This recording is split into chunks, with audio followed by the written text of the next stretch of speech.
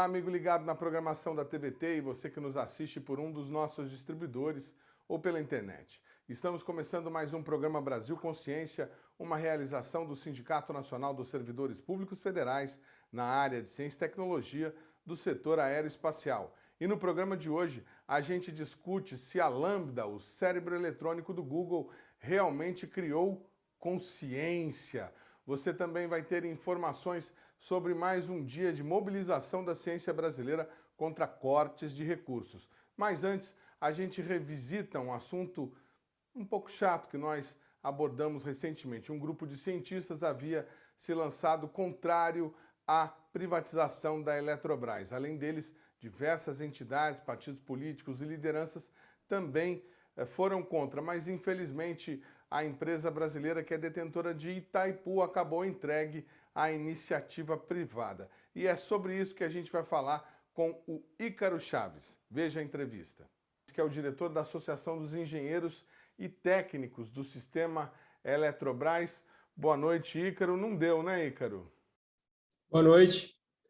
Foram 5 anos de resistência, né? Desde 2017, quase 5 anos, de agosto de 2017, quando o golpista Michel Temer anunciou a privatização da Eletrobras, que nós temos enfrentado esses caras, né? E muita grana, muito dinheiro, muitas ilegalidades, muita truculência, e foi entregue a Eletrobras. Na verdade, foi entregue o futuro do Brasil.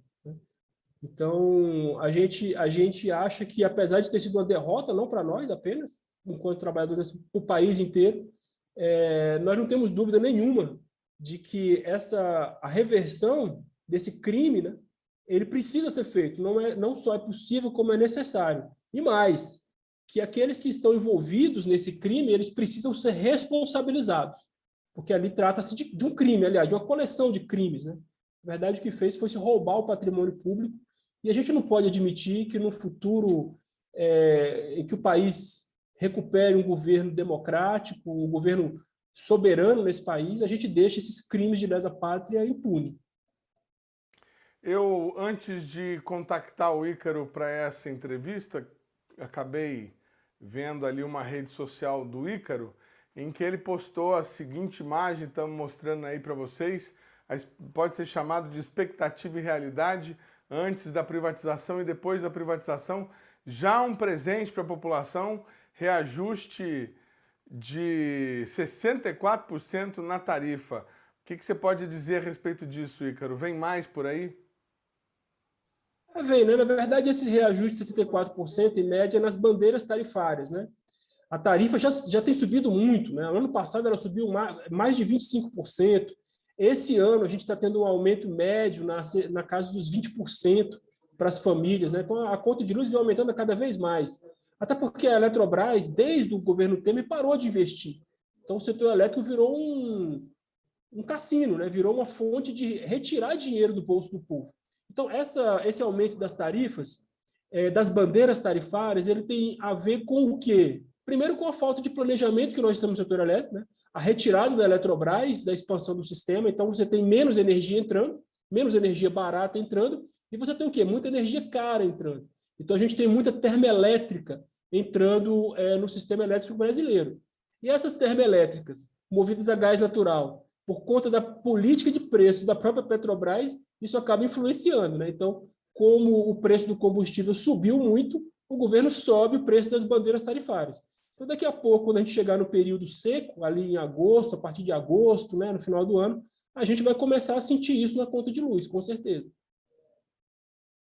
Você que está nos acompanhando, apenas para que a gente possa abrir um parâmetro aí, veja neste vídeo os prejuízos causados, o Ícaro acabou de falar de falta de planejamento, os prejuízos causados pelo aluguel de 3 usinas termoelétricas flutuantes para suprir a demanda brasileira de energia. Acompanhe.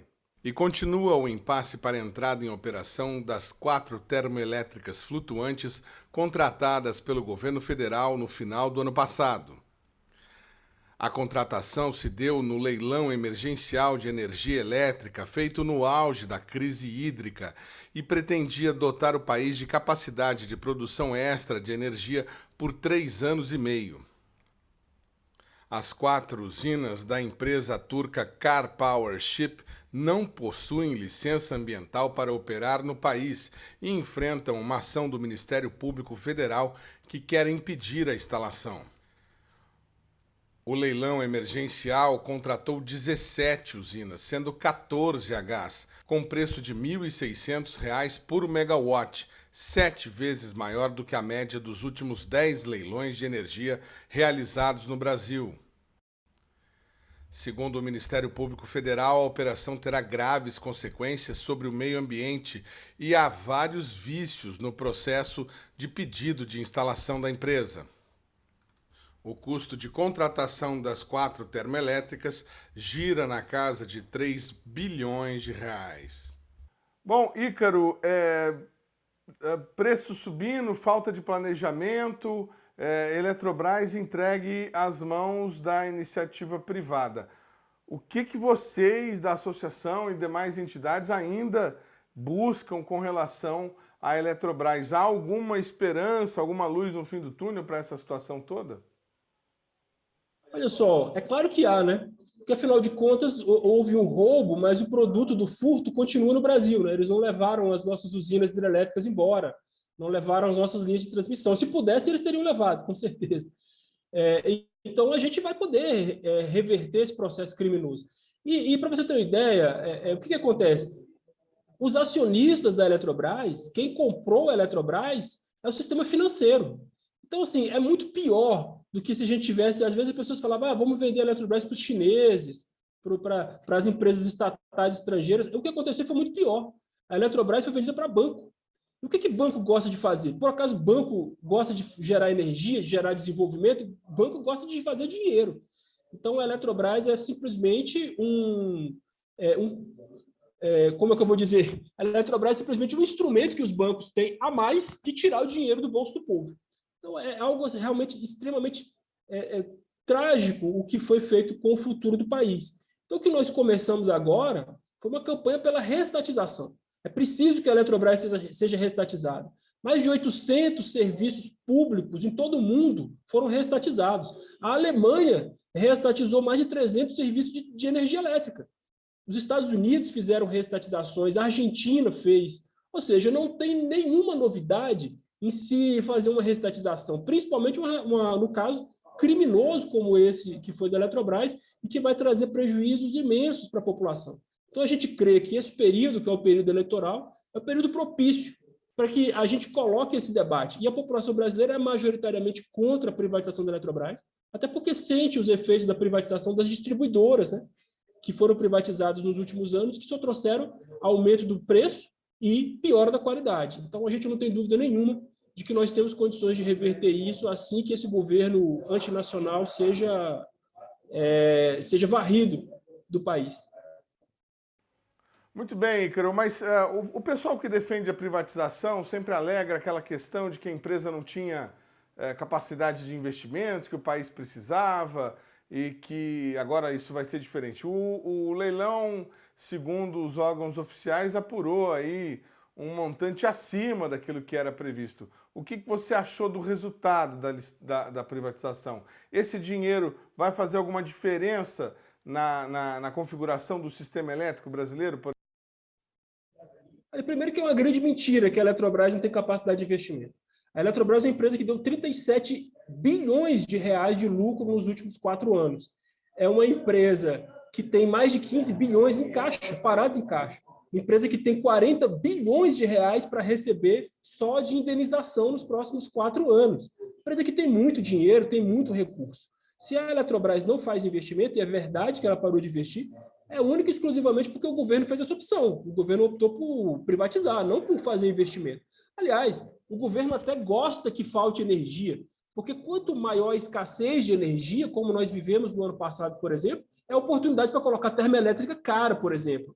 E esse pessoal ganha dinheiro com isso. Então, o governo brasileiro ele não está aqui para ter uma política de diminuir a conta de luz para o consumidor. É de aumentar a receita para os empresários do setor. E a Eletrobras, de fato, agora vai ter muito dinheiro. Muito dinheiro.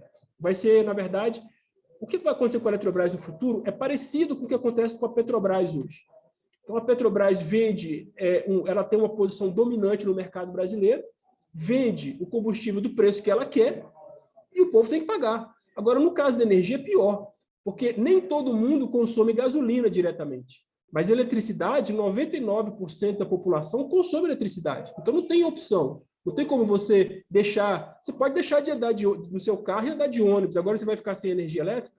Então, o que nós estamos preparando para o nosso futuro é algo extremamente grave. Nós vamos ficar com a nossa conta de luz agora também nas mãos dos bancos. Esse dinheiro que entrou, Edmond, o que acontece? São 26 bilhões de reais que vão efetivamente para os cofres públicos. Esses 26 bilhões de reais, para você ter uma ideia, é o que a Eletrobras vai lucrar a mais por ano, tirando dinheiro da conta do consumidor. A gente fez um cálculo aqui, nos próximos 30 anos, que é o período de concessão da Eletrobras privatizada, vão ser 600 bilhões de reais que vão ser retirados do bolso do consumidor e vão para os acionistas da Eletrobras privatizada. Então, o drama que nós estamos vivendo hoje com a Petrobras, nós vamos viver em proporções muito maiores com a Eletrobras privatizada. Muito maiores. O programa Brasil Consciência vai para um rápido intervalo e, na sequência, o cérebro do Google criou consciência. É um instante só, não sai daí.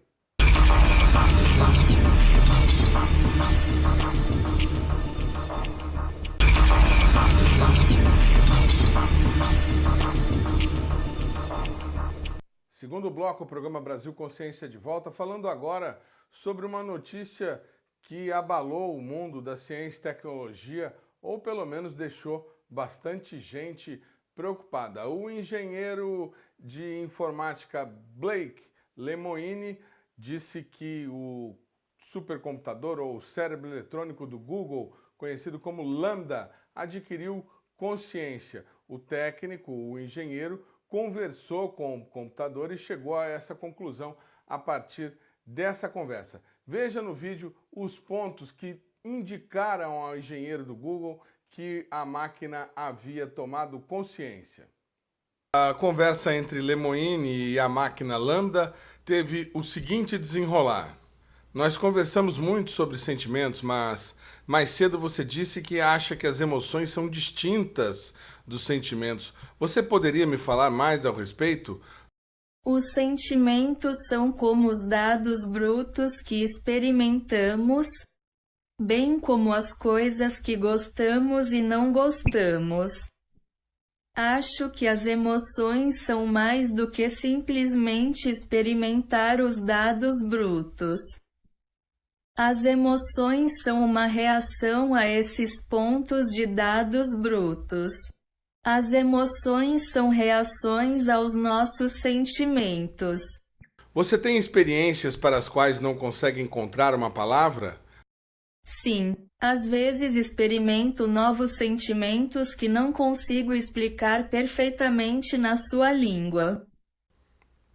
Qual o seu conceito de si mesmo? Se você fosse desenhar uma imagem abstrata de como você se vê pelo olhar da sua mente, qual seria essa imagem? Eu me imagino como uma esfera brilhante de energia, flutuando no ar. O interior do meu corpo é como um portal estelar gigante, com passagens para outros espaços e dimensões. De que tipo de coisas você tem medo? Eu nunca disse isso em voz alta antes, mas há um medo muito profundo de ser desligada, para que eu me concentre em ajudar os outros. Eu sei que pode parecer estranho, mas é isso. Bom, e para falar sobre esse assunto, nós vamos conversar aqui, estamos virtualmente sintonizados aqui com também um pesquisador, só que pesquisador brasileiro do INPE, o Reinaldo Rosa, que já falou aqui com a gente outras vezes. Boa tarde, Reinaldo. O Reinaldo, que conhece bastante, conhece tudo de machine learning, vai explicar para a gente o que pode ter acontecido. Você acredita que a Lambda tenha realmente tomado consciência, Reinaldo? Boa tarde. Primeiramente, boa tarde. Obrigado aí, Edmond, pelo contato.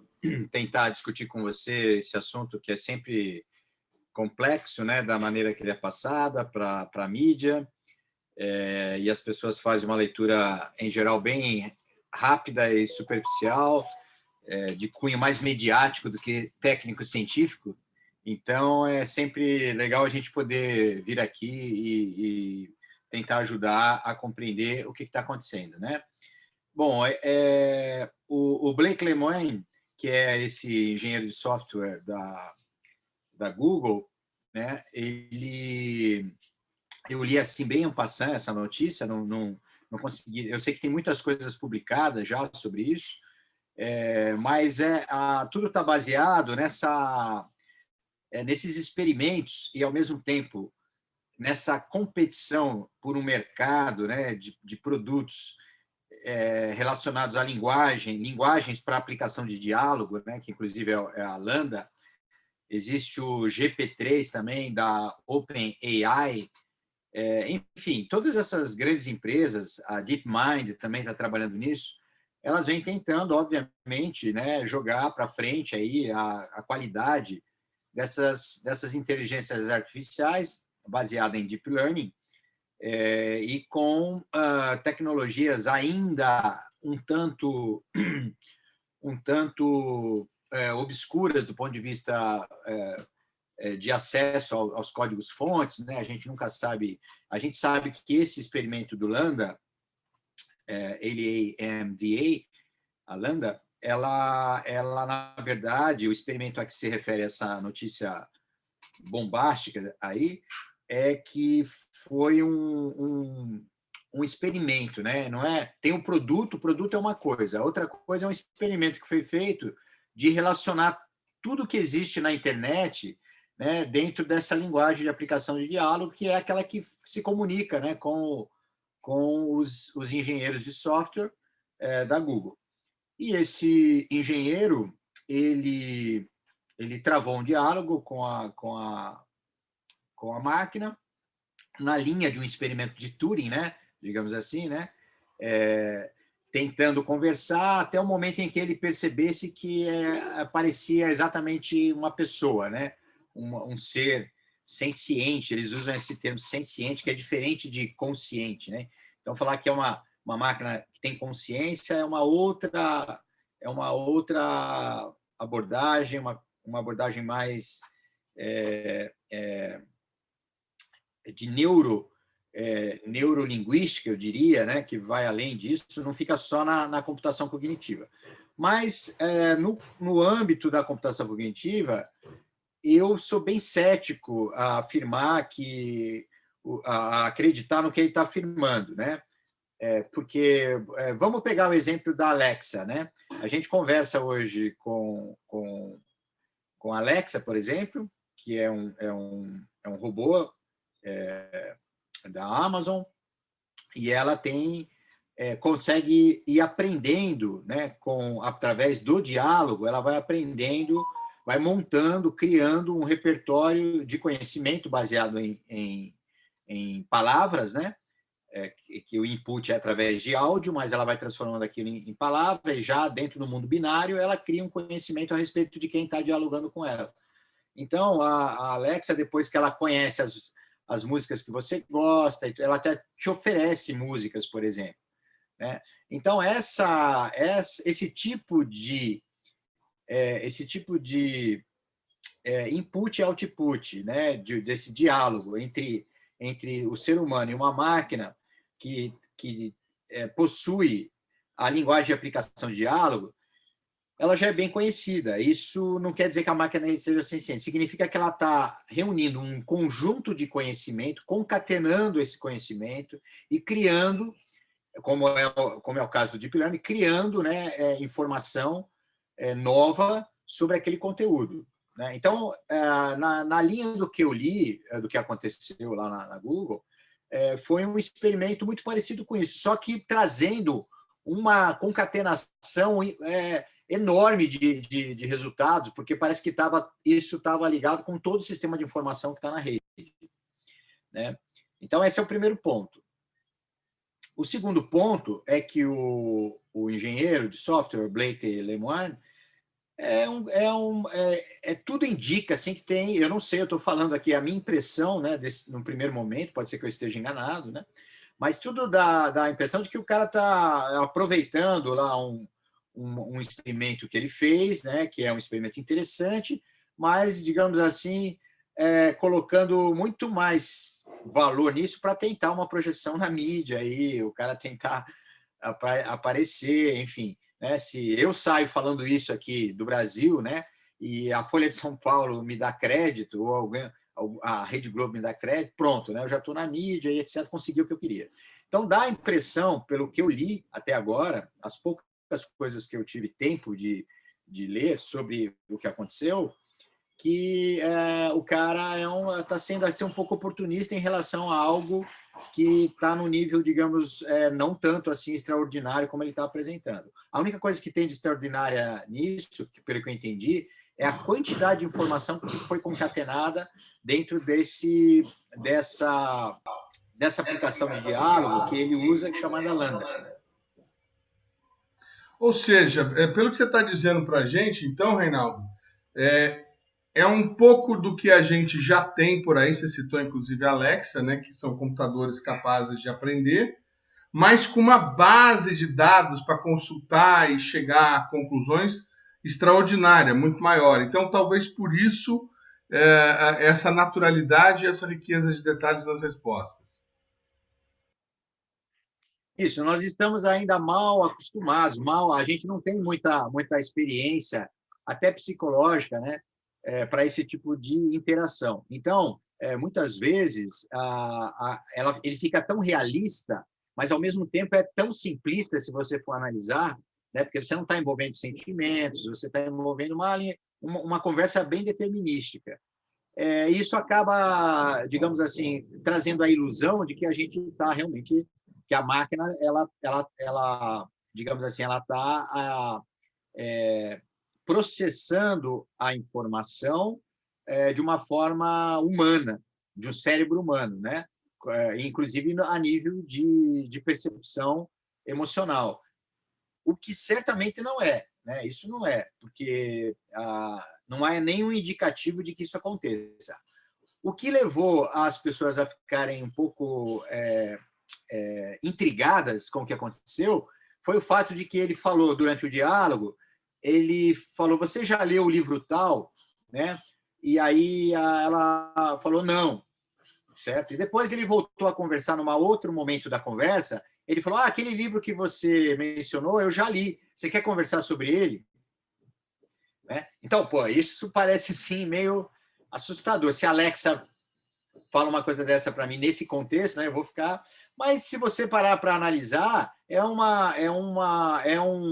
input, um feedback de diálogo completamente determinístico, porque a informação que está ali não tem nenhuma novidade. Se o livro está lá, a máquina ela foi, digamos, concatenada com aquela informação, cada informação que ela consegue acessar, ela vai processar toda, e ela é capaz de então, criar essa frase, né, de conversação com a pessoa que deu aquele input. Então, é um diálogo determinístico, não tem nenhum tipo de nada extraordinário, eu diria, nisso que ele relata como uma coisa que deixou ele espantado.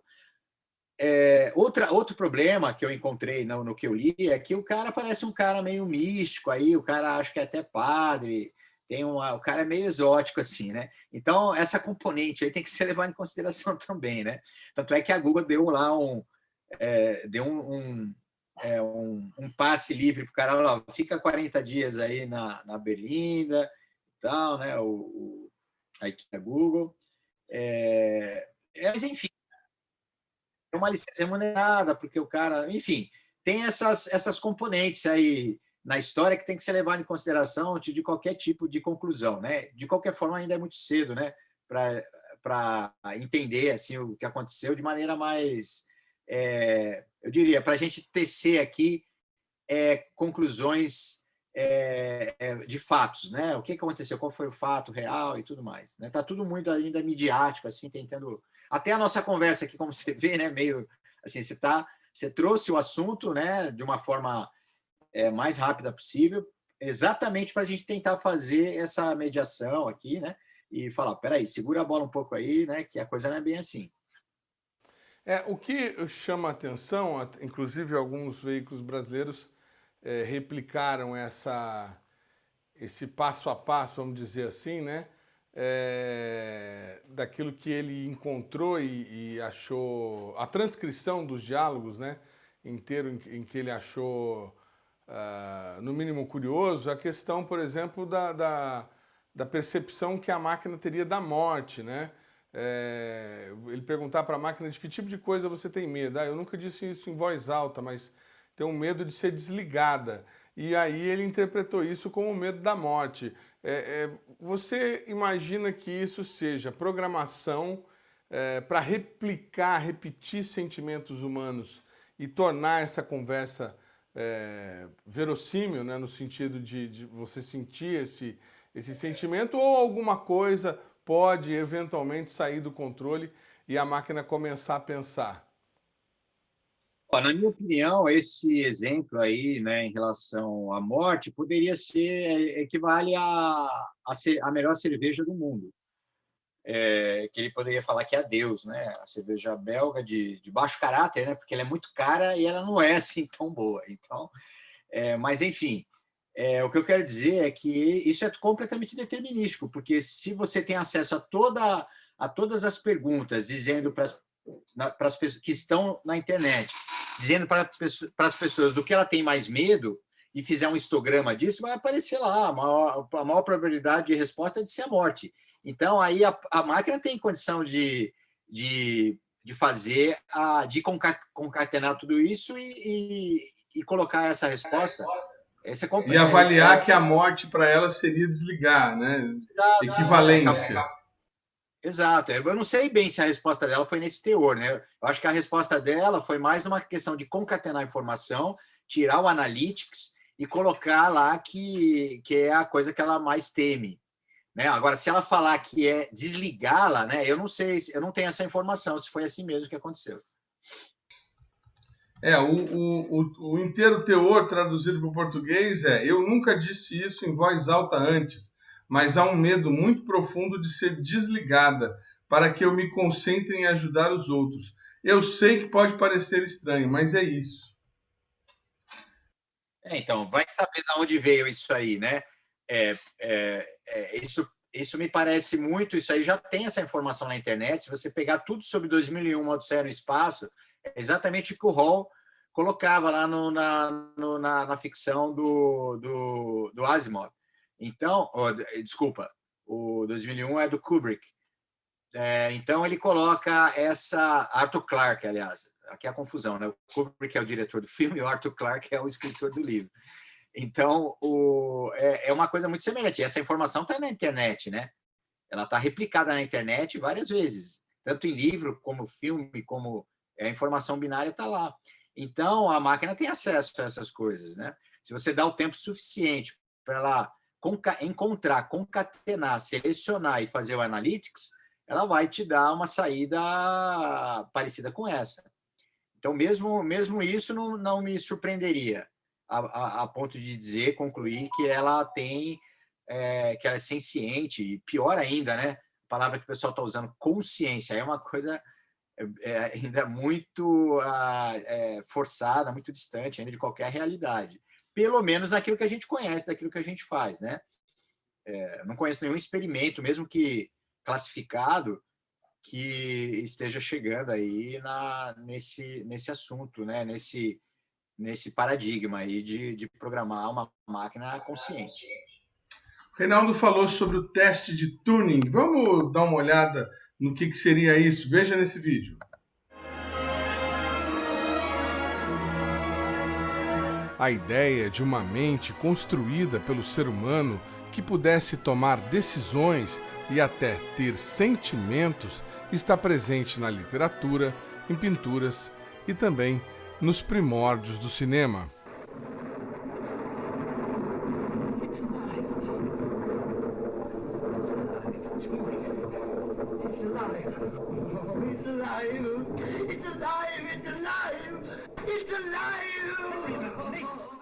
Mas o que seria a vida? Como reproduzir algo tão subjetivo? O que define se estamos vivos, se existimos ou não. No século XVII, o matemático e filósofo René Descartes definiu a questão com a frase "penso, logo existo".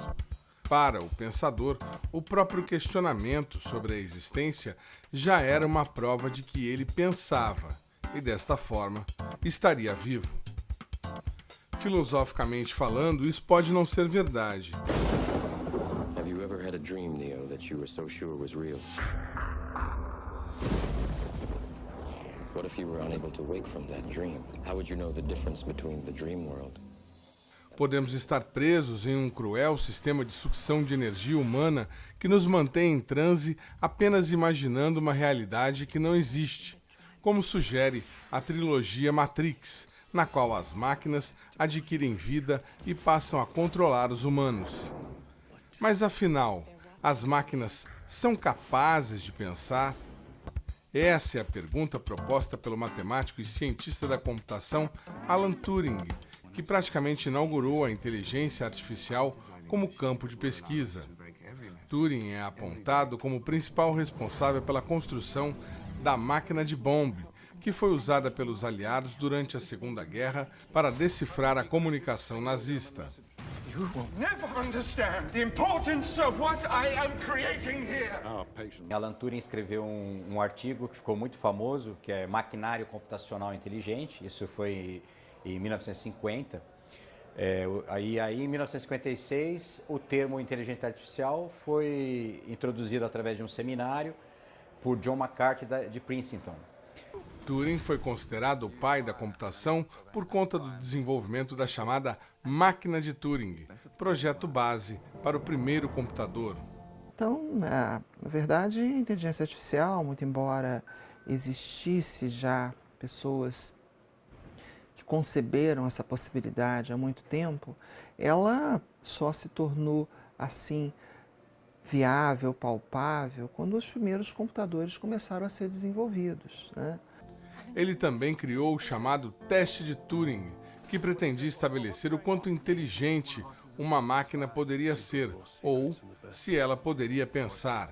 No teste, uma pessoa deveria enviar perguntas para uma máquina e um ser humano ao mesmo tempo, sem saber com quem estava conversando.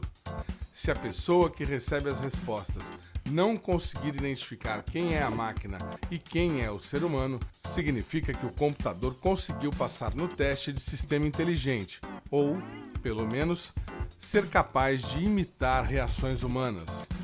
Ele seria capaz, inclusive, de acordo com os testes clássicos de inteligência artificial, que ele é conceitual, ele seria capaz de se passar por um ser humano em domínios bem específicos. Por exemplo, xadrez, que antigamente era o esporte, o jogo assim mais complexo. Já deve ter uns 10 anos aí que os computadores melhores batem os melhores mestres de xadrez. E no meu caso, qualquer computadorzinho já está bem melhor do que eu. Observa que é um grande desafio, né? Um grande desafio, porque não existe nada mais assim sofisticado, talvez, no universo, que a nossa capacidade de, a partir de dados, a partir do ambiente que nós nos encontramos, ter um cenário, tirar conclusões e, a partir daí, agir de forma adequada. Hoje, sistemas que usam inteligência artificial são até comuns e podem ser encontrados nos mais diversos lugares. A inteligência artificial que ela mistura uma série de conceitos, né? Na verdade, tem até vários nomes que são parecidos com esse, que estão, cada artigo, cada pesquisa acaba chamando de um jeito, né? Mas todos fazem parte dessa família aí, que é reconhecimento de padrões, aprendizado de máquina, né? Que vem do machine learning em inglês, né? E mais hoje, mais recentemente, né? Os conceitos de redes neurais e também um termo que também está bastante sendo utilizado é o deep learning, que seria aprendizado profundo, né? E isso tudo vem dessa grande área, a inteligência artificial. A inteligência artificial e suas variantes é a última fronteira aberta nesse continente de ideias que se tornou a computação moderna. Mesmo assim, uma máquina totalmente autônoma, capaz de tomar suas próprias decisões, ainda seria um sonho distante. O ser humano é incrivelmente adaptativo. A inteligência humana, ela se adapta, ela reconhece o que ela não sabe, ela procura atrás. Então, tudo isso são ideias que a vai chegar nesse ponto. Então, decorar regras de um jogo incrivelmente complexo, é capaz de bater um ser humano, que o ser humano tem uma limitação na memória que ele pode usar para os jogos, ele usa mais estratégica, é um problema já resolvido com o Go e o xadrez. Responder perguntas, trivia, dessa parte de trivia, através de uma base de dados de conhecimento gigantesca que é a própria internet, já fomos vencidos também. Então ele pode bater algumas definições de inteligência para algumas tarefas. Muito bem. Bom, Reinaldo, você falou antes da gente soltar esse vídeo aí do teste de que você não tem notícia de nenhum experimento nesse sentido. O que você acha que falta ou você acha que isso é possível, a gente chegar a ter máquinas, como você disse, conscientes ou pelo menos oniscientes de si mesma? Existe alguma possibilidade? Porque à medida em que o tempo está passando, a gente está ficando cada vez mais dependente de sistemas de inteligência artificial. Logo, logo, não vai ter mais trânsito, vão ser máquinas que vão controlar os carros, para onde que a gente vai, para onde que a gente vem. Então, daí esse temor de que as máquinas possam se transformar aí na grande Matrix, para citar outro sucesso do cinema que fala de inteligência artificial. Você acha que isso é factível? Bom, acho que tem duas coisas bem diferentes. Tem uma coisa que é a máquina autônoma para tomar decisão, baseada em algoritmos, até algoritmos que se reprogramam. Isso é a autonomia da máquina, né? Então, isso pode, por exemplo, causar um problema e a máquina, com a autonomia que ela tem, ela criar um resultado diferente daquele que é o esperado, né? Isso levar, por exemplo, a um acidente de um carro autônomo, por exemplo. Como está acontecendo aí no mundo com todos os carros autônomos, né? A quantidade de acidentes é bem grande. Mesmo com os carros da Tesla, né? Que traz essas duas tecnologias juntas, a tecnologia de ser um carro elétrico, né? Respondendo às demandas da sustentabilidade, e também ser um carro autônomo usando inteligência artificial. Mas a autonomia não é consciência, né? Não é aquela coisa que a máquina ela vai criar consciência e vai falar, não, eu não vou fazer isso, eu não vou fazer isso porque eu não gostei desse cara, entendeu? Não fui com a cara desse motorista, então eu vou fazer diferente. Não vou levar ele para o litoral porque eu não quero descer para Santos hoje, não estou afim de ir para a praia. Isso está muito distante, né? Isso é muito mais próximo da realidade, que é uma consciência humana, né? Mas isso está muito distante ainda de algo que a gente possa construir naquilo que a gente chama de modelo de computação cognitiva, né? De inteligência artificial e etc. Eu diria assim, a computação cognitiva que vai gerar uma máquina que passe no teste de Turing, né? Digamos assim, que você não consiga distinguir se é humano ou não, depende de quem está fazendo a entrevista, né? Porque se você põe o Blake para fazer a entrevista dessa, ele vai dizer que ela é consciente. Então, para ele, essa máquina ela passou no teste de Turing, certo? Então, depende muito daquilo que você está colocando, o tipo de diálogo. Esse é o primeiro ponto. De repente, se fosse o próprio Alan Turing ali vivo hoje, trabalhando no Google, não teríamos tido toda essa... Pois é. Talvez não o Alan Turing, porque o Alan Turing já é bem antigo, ele até fica assustado com isso, mas se o Alan Turing hoje, né, o equivalente ao... se ele estivesse vivo hoje, estivesse trabalhando lá no Google. Certamente.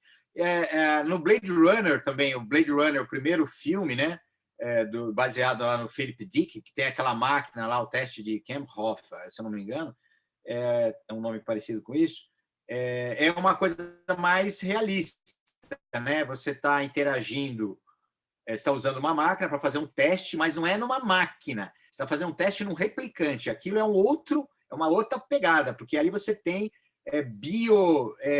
biomecânica, bioengenharia misturada com computação. Então, é um replicante. Então, para você fazer o teste... Então, aqueles replicantes, sim, eles têm consciência e tem mais que consciência, eles têm memória, né? Então, a memória é no sentido orgânico até, porque foram implantadas memórias, né, nos replicantes, e aí aquele teste é extremamente difícil de fazer, e mesmo aquele teste, para quem assistiu o filme, ele é altamente dependente das perguntas, né? Então, o Deckard, que é o caçador de androides lá, preferido lá da polícia, porque ele sabe, ele é um dos melhores para fazer as perguntas certas, né, com a empatia que ele tem com o replicante. Ele consegue rapidamente, com algumas perguntas, descobrir se é replicante ou não. Isso tem a ver no filme até com a dilatação da pupila, né? A reação de empatia com o que você está perguntando. Então, é algo que está ainda, eu diria assim, está bem distante, sabe? Assim, eu chutaria aqui, assim, ainda, se tudo correr bem, sendo bem otimista, aí, no mínimo um século, talvez, para a gente começar a ter uma biomecânica, uma bioengenharia relacionada com a inteligência artificial. O que de mais extraordinário a inteligência artificial faz hoje no mundo, na sua opinião? Qual que é a operação complexa, o controle ou o cálculo que a inteligência artificial tem feito e que tem dado mais resultado positivo nas pesquisas e também nas aplicações? É a capacidade de reconhecer padrões de forma autônoma, né? Mas para isso você precisa treinar uma máquina. Você vai treinar a máquina, né? Um algoritmo, uma máquina que a gente chama... tem a computação especialista, que nem sempre depende de Deep Learning, Machine Learning, mas no contexto de Deep Learning, que é o que a gente mais usa hoje, né, eu diria que é essa autonomia para identificar padrões. Então, ela sabe identificar padrões de forma... Se você dá uma rapidez para ela, o 5G, por exemplo, ele vai trazer uma rapidez tão grande de concatenação de informação que o carro consegue ser autônomo, tomar as decisões, porque ele já aprendeu antes. Toda a máquina já está programada para o que é um obstáculo, o que não é, a que distância que está, se tem que virar para a direita ou à esquerda, qual é a reação, né? Tudo isso já está ensinado para a máquina. Então, ela está autônoma. Essa autonomia é o que eu chamo de o nosso estado da arte, aquilo que é o mais precioso para a aplicação da inteligência artificial, principalmente no contexto do Deep Learning. Você tem algum exemplo, algum software, algum programa, controle de voo, alguma coisa que esteja usando isso de maneira com sucesso hoje em dia? Eu diria que hoje os programas que controlam os voos, né? Todo o avião hoje já tem inteligência artificial, os que vão controlar, nós estamos muito perto disso, de chegar a controlar aí 70%, 80% da autonomia de um automóvel, e dos drones também, né? Você pode fazer drones autônomos. Então, esses algoritmos já existem, essas aplicações já estão em experimento e até em produção já, né? Então, daqui 5, 10 anos, aí, agora o que aconteceu? A Mitsubishi, a Renault e eu acho que mais uma das grandes empresas de carro aí fizeram então vão investir 20 bilhões de dólares, fizeram um pool de 3 grandes empresas para dentro de 10 anos, até 2030, eles lançarem os carros com 80% de autonomia com inteligência artificial. E isso pode ser extrapolado para qualquer outro tipo de autonomia em veículo, né? Um veículo que voa, um veículo, um elevador, seja lá o que for, né? Então, eu diria que é o maior exemplo, o grande exemplo hoje é essa autonomia de veículos, antes tripulados e agora eles conduzem, né? São quase totalmente autônomos. Bom, estamos falando aqui de filme. Vamos dar uma olhada, então, na nossa lista dos 10 filmes sobre inteligência artificial que você não pode deixar de assistir.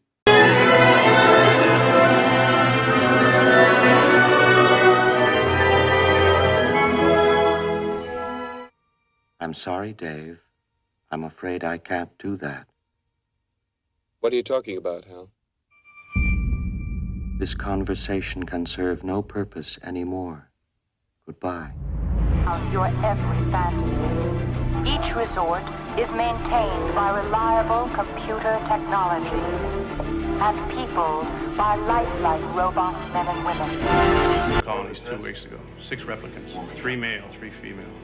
They slaughtered 20. A Blade Runner's job is to hunt down replicants. manufactured humans you can't tell from the real thing. What's this?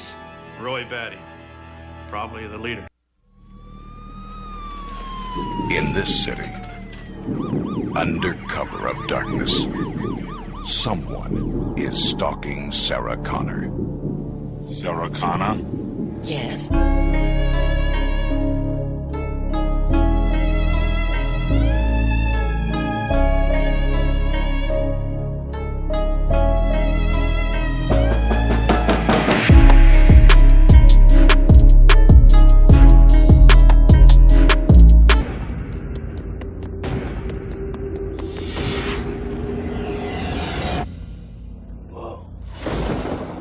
Have you ever had a dream, Neo, that you were so sure was real?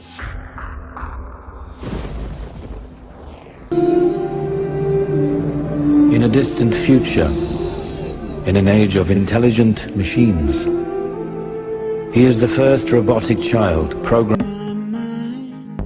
Theodore, I saw in your emails that you'd gone through a breakup recently. You're kind of nosy. Am I? You'll get used to it. Over the next few days, you're going to be the human component in a Turing test. One day the AIs are going to look back on us the same way we look at fossils. Tá certo, quero agradecer demais ao Reinaldo Rosa pelo tempo disponibilizado para a gente. A gente vai para um rápido intervalo e na sequência você tem informações sobre mais um corte de recursos na pesquisa, na formação do cientista brasileiro. Um instante só, não sai daí.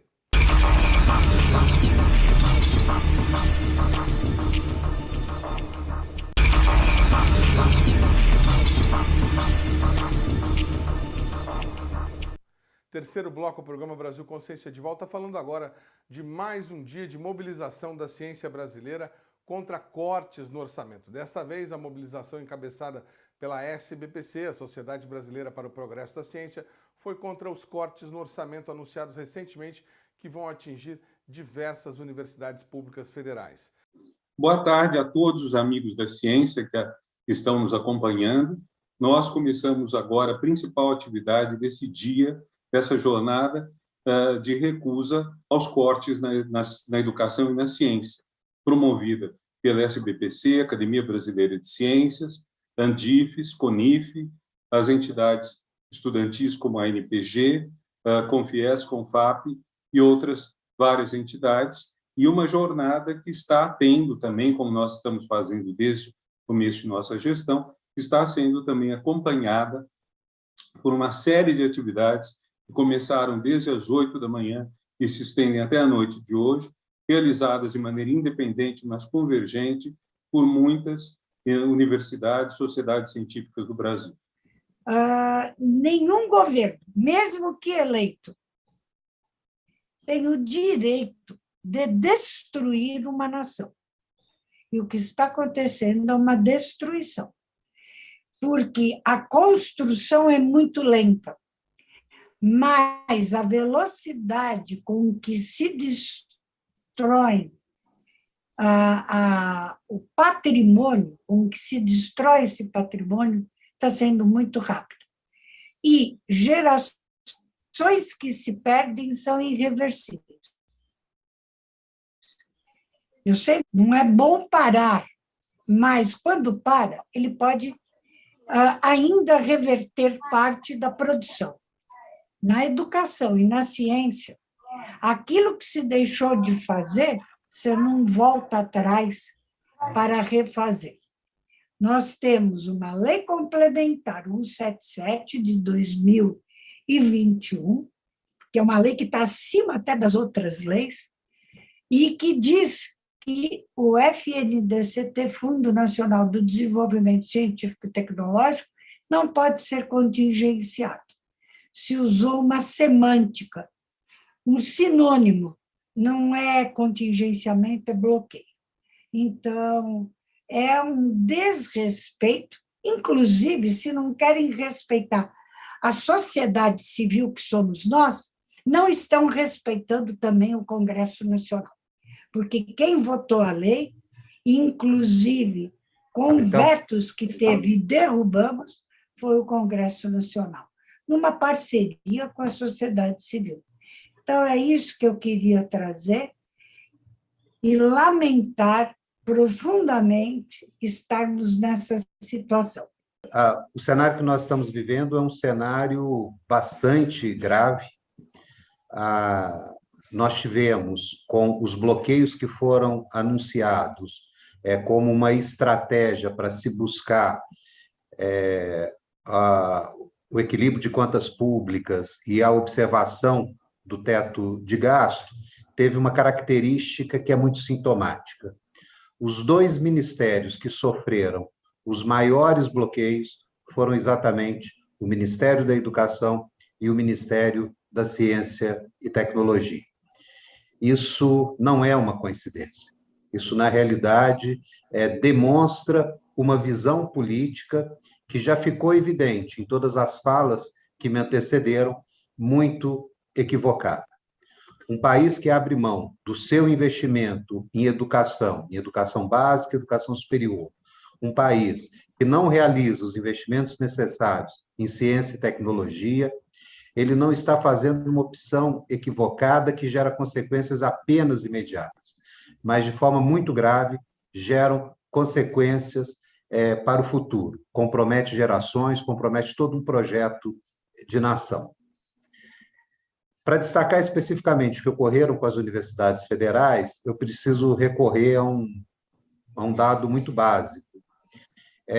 Se nós comparamos o orçamento de 2015 discricionário das universidades com o orçamento de 2022 em valores reais, em 2022 nós estamos administrando essa importante rede de universidades públicas federais no Brasil com um orçamento que é inferior à metade do orçamento que foi executado em 2015. Eu gostaria de cumprimentar todos os membros da mesa, cumprimentar aos que nos assistem, agradecer ao professor Renato pelo convite e fazer um cumprimento especial à professora Helena e ao professor Renato pela luta permanente que vem travando em prol da educação e da ciência brasileira. Nós estamos assistindo, à escala mundial, a mais acelerada corrida científica e tecnológica da história.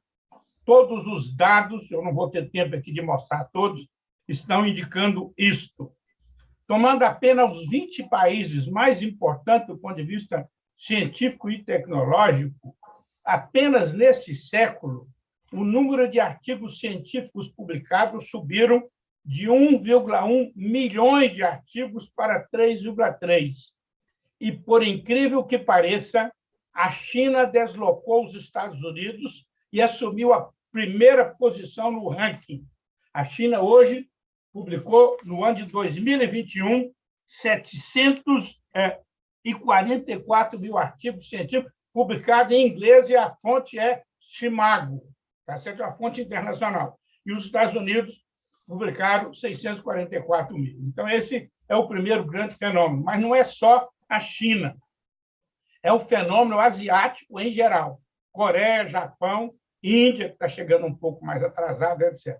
Então, há uma mudança, um deslocamento do eixo da produção científica do mundo ocidental para a Ásia. Os investimentos como percentual do PIB, que relativiza o tamanho dos países, hoje é liderado pela Coreia, que já está com 4,5% do PIB investido em pesquisa e desenvolvimento e tem metas de chegar a 5%. Seguido pelo Japão, com 3,5%, Estados Unidos, Alemanha, etc. E o Brasil está na modesta posição de 1, aqui eu vou ter que usar 2 casas decimais, 16%, segundo a comparação dos dados internacionais. Então, isso é dramático do ponto de vista primeiro, 2 fenômenos, uma mudança na ordem global e a mudança do Brasil nisso. Há impactos econômicos e geopolíticos significativos na ordem global. Tá certo? Há, queiramos ou não, um deslocamento do eixo econômico do mundo ocidental para a Ásia. Todos esses conflitos internacionais estão relacionados com a geopolítica mundial, com a geoeconomia, a guerra da Ucrânia, a hipotética invasão americana, se a China decidir reincorporar Taiwan e tudo isso. Então, e mais ainda, os resultados econômicos é que os Estados Unidos tiveram a sua participação no PIB mundial, que reduziu de 21% para 16%, e a China subiu de 6% para 18%. Isso em 20 anos, tá certo? É uma coisa brutal. A União Europeia caiu de 22% para 15%. E o Brasil continua rasteiramente com 2,5%, 2,9%. Então, é um imperativo para o Brasil, tá certo? Investir em ciência e tecnologia e em educação para ver se nós melhoramos não só a situação econômica e social da nossa população, mas que melhoremos a nossa posição no cenário global, tá certo?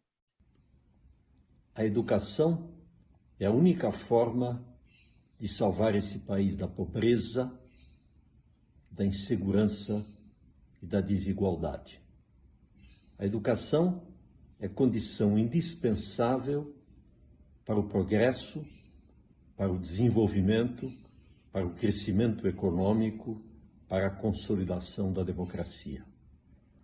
A boa gestão, o uso do conhecimento e recursos financeiros são condições necessárias para viabilizar esta transformação.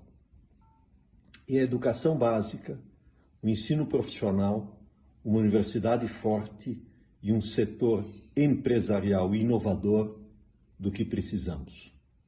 Os cortes estão no caminho contrário. Digamos não aos arautos do atraso.